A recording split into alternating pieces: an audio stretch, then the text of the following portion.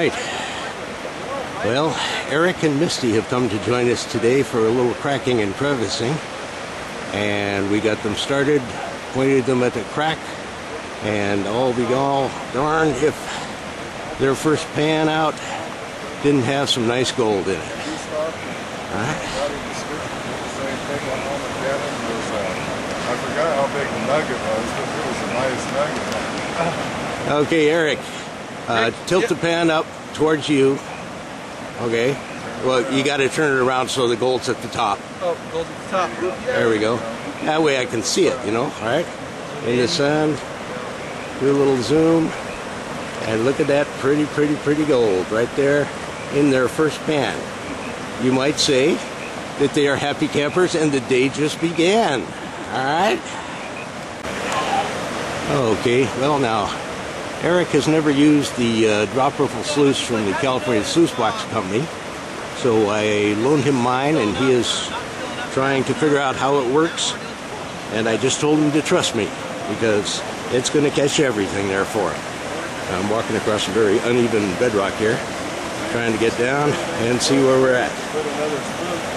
Okay, so. I mean, like I said, looking at this, I mean, that looks full, so you're saying I should... It stays full, that's the way you want it. Yeah. Okay, when we say that's a fluid bed sluice, basically the material in those riffles are fluidized. So any heavier material like gold immediately drops to the bottom of the riffle, right? So you don't worry about the riffles packing up like you do with a regular sluice. Right. And I'll show Eric feeding that little puppy for a second. This is material that they got. It's a little bit of overburden material from some cracks that they're working. I don't know if they got down too deep into the cracks. Don't worry about it. If you happen to have something like a little rock or something, it'll just bounce right on through. Won't even stop. All right, and you can feed it a lot faster than that if you want. All right, now if you do have clay, right, you want to break those up. Got it. All right. Well, it's kind of boring to watch somebody stand there and feed a sluice, so we're going to move away on that and come back and see when Eric's ready to clean up. All right. As we can see, this is the result of like 3 or 4 days of rain, plus an incredible amount of snow in the high Sierras. So we've got a combination of rainfall plus snowmelt. And this little creek, which normally runs from, say, the chunk of bedrock that you see in the foreground to the chunk of bedrock you can see in the background, this thing is ripping right now and widened out. I'll pan downstream here a little bit. You can see all this beautiful bedrock. All right. And this is what we're concentrating on. We will be doing some demonstration of cracking and crevicing here. As soon as Wayne finds another crack to dig in, I'll come over here and show you what I am doing right now. And as you can see, this bedrock runs right up against the bank. And what I've done is I've started following the bedrock into the bank. We have to take off this overburden material, and I did get, you know, a decent looking pan full of gold out of the first bucket of overburden material. So I know that now I'm down to the bedrock, and I'm going to start scraping it with a spoon. And after I scrape it all down with a spoon, I will wash it off and suck up everything that's in every little crack down in here. So this bedrock, you could probably eat off it. Now my phone is ringing, so I will have to stop for now. All right, well, the sluice, he's run that entire bucket full of material through the sluice. Wayne is now showing him how to clean it up, which involves... classify that again, or... Right, and then run it like that?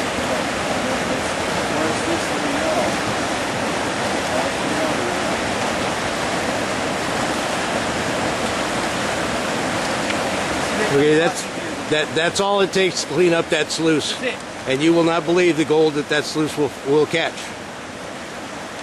So now, when he's going to reset the sluice,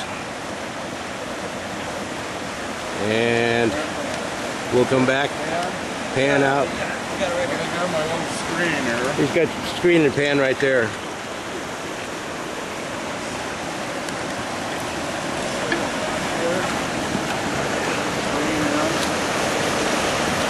Okay, now Wayne is demonstrating the fact the way we do it around here is we get the material that has been classified to 3/8, run it through the sluice, then we run it through, we run the cons through a little strainer, which is about 20 mesh, so you end up with plus 20 and minus 20 cons. All right? And here you can see Wayne is sloshing the material around. And I'm taking this huge, gigantic... And this makes it so much easier to pan when everything is the same size. They've got all the pieces and everything. Very seldom use them. That's for running. You want to pan it out? Yeah, I can That's out of that whole bucket. That's all you left with to deal with.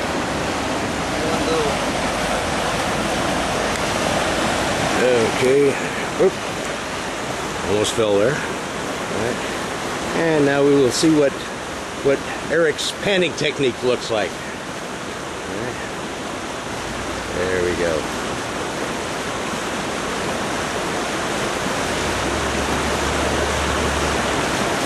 Sure is a lot easier with all the material the same size, isn't it, Eric? Yeah. Yeah. And you can pan that down to like a teaspoon of material before you bother to do your reveal.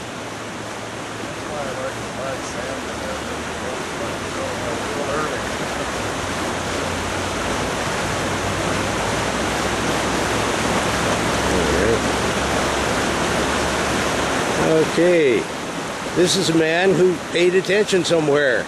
He's going to the smooth side of the pan when he gets down to a very, very small amount of material. All right, and just very gently running things off. Yeah, you do have some black sand in there. Yeah, it's kind of unusual because the amount of black sand where we're working right off this bedrock is very, very small. So that overburden had to be down into a little dip on the other side of the bedrock, I'm sure. 'Cause that's where that black sand's going to settle. Yep. All right. Eric is now ready. He taps it, he checks it. And the question is there any gold in there? Oh yeah, I see a piece showing up there, I think.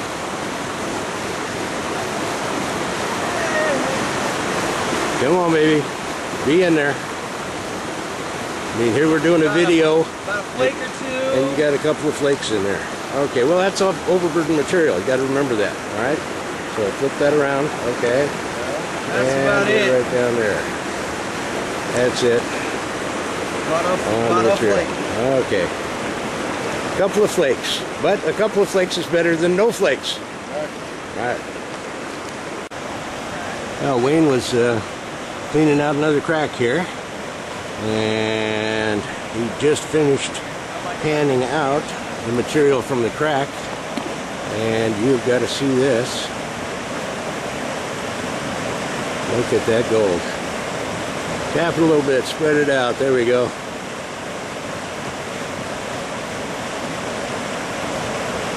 That is an incredibly nice pan of gold. And what did it take you, about 10 minutes max with panning and everything included? Yeah. All right, so 10 minutes on a Herthawk site, and here's Wayne with enough gold to make anybody dance for joy. I haven't done my plus 20s yet. Oh, you haven't done your plus 20s. Uh-oh. There's his plus 20s down there. We'll let him suck those up, and we'll see if he's got another plus 20 hiding in there.